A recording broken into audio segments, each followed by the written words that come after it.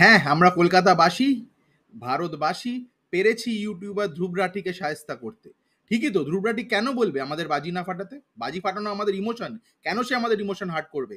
কেন বলবে যে পলিউশন বাড়লে আমাদেরই ক্ষতি, ওর নয়? ধ্রুব রাঠি যেখানে AQI air quality index AQI 50 তে খুব ভালো এনভায়রনমেন্ট এনজয় করছে, সেখানে আমাদের AQI মিনিমাম 500 প্লাস ছিল কালী পুজো বা দিওয়ালির দিন সন্ধেবেলা।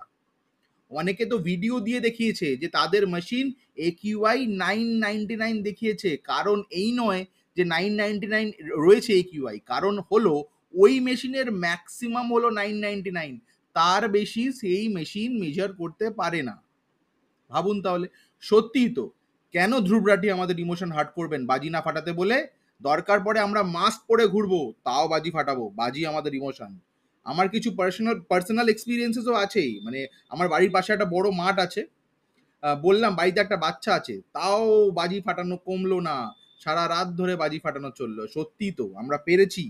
আমরা পারবো ইন ফিউচার ধ্রুব রাঠিকে শায়েস্তা করতে। আমরা জিতে গেছি। Hip hip hurray!